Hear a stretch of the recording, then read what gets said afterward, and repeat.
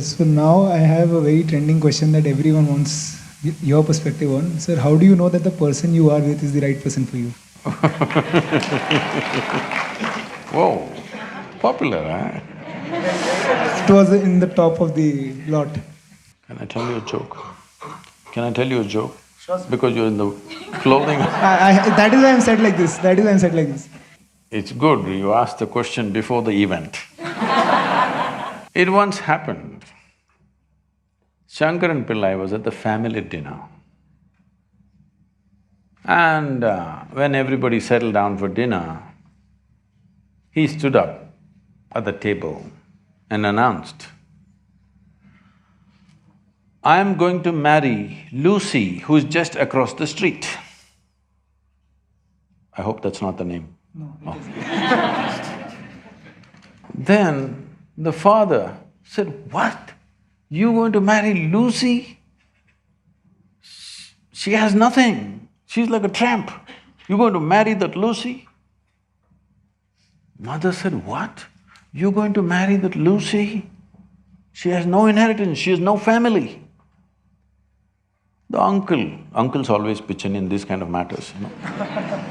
Uncle said, "What? You're going to marry that Lucy? Have you seen her hair? It looks fake."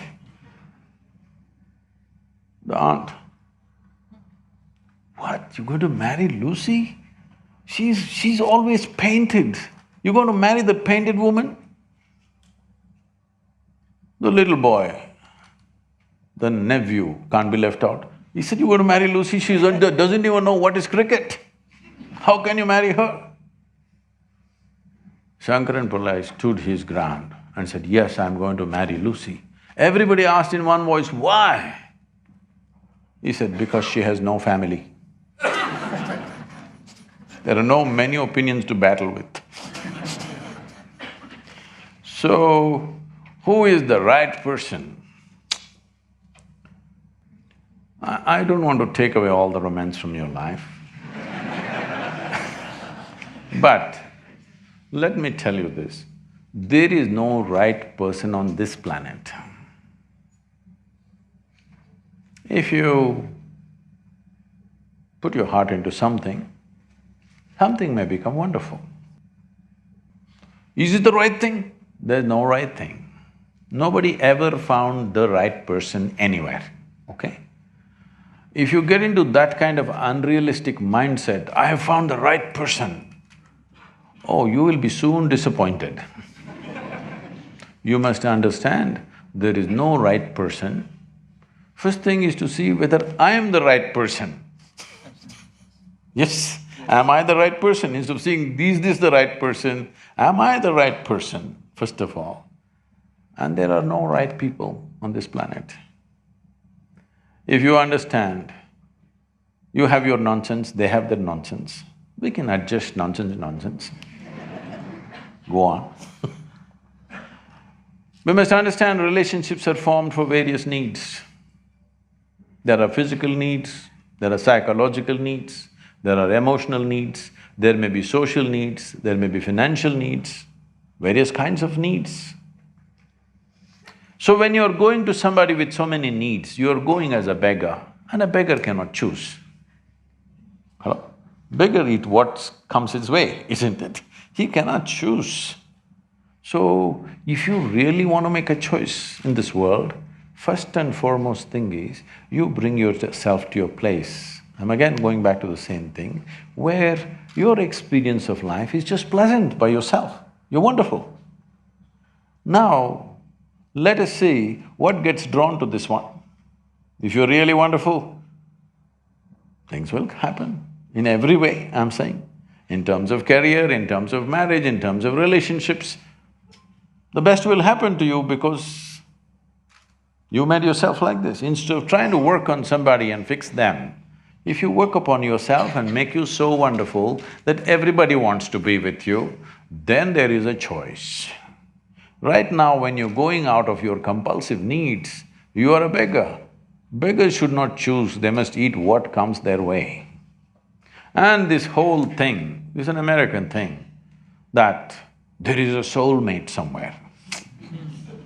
God made just one more person just for you. But these days, every 2 years, he keeps making one more person just for you. Obviously, God is making too many mistakes with you. Now, this soulmate business, first of all, I don't like to use that word, but now you uttered the word. See, body needs a mate, understandable. Maybe psychologically also you need a mate, understandable. Emotionally you need a mate. A soul cannot need a mate. Even if your soul needs a mate, it needs evolution, isn't it? So soul doesn't need a mate, nor was some person made perfectly for you, okay? This creation makes all kinds of unique idiots. If you understand you are one kind of idiot and the others are different kind, you will understand their nonsense because you know you got your stuff. If you think you're perfect and God has chosen you and He's made another person perfect somewhere else, you're heading for a disaster, okay? There's no such thing.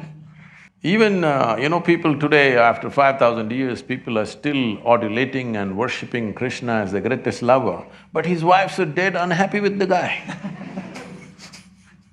Yes. So, you're not going to find any perfect person.